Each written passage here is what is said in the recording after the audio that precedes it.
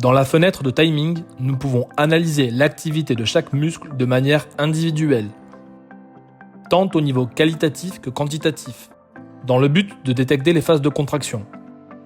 Nous pourrons voir chaque muscle individuellement dans un graphique exprimé en pourcentage et ajuster les paramètres pour indiquer à quel moment du test les muscles se contractent et à quel moment ils se relâchent. Dans les 3 points verticaux du graphique du timing d'activation, nous trouvons différentes options. La première est le zoom, qui nous permet d'activer le zoom pour un muscle afin de voir une contraction musculaire en détail.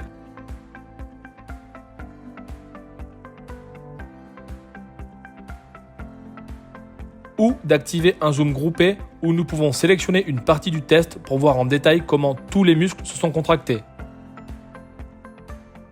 Nous pourrons ensuite désactiver ou réinitialiser le zoom.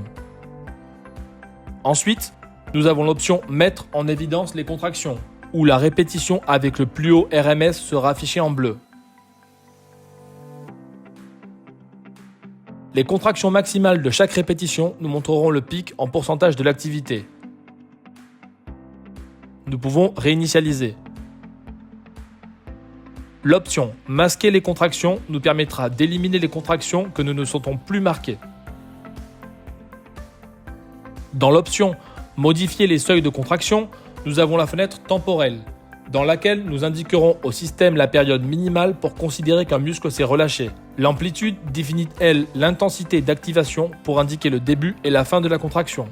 Enfin, nous pouvons télécharger le graphique sous forme d'image. Nous avons également un graphique qui montre le mode de recrutement de tous les muscles mesurés. Et enfin, nous trouvons un tableau qui fournit des données sur chaque contraction de chaque muscle.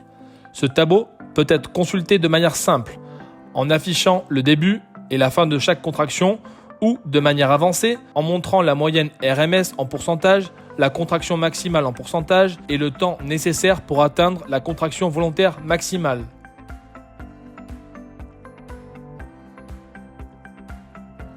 Dans l'option avancée, nous aurons la mise en évidence de la principale contraction maximale, la plus basse, la plus grande RMS et la plus basse RMS en pourcentage.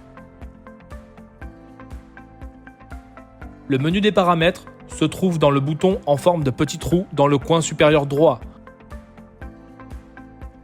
En cliquant dessus, différentes options s'affichent. Nous aurons la possibilité d'exporter les données dans un fichier CSV avec des informations sur le temps de contraction. Nous pourrons également générer un rapport PDF de la session de timing ou synchronisation.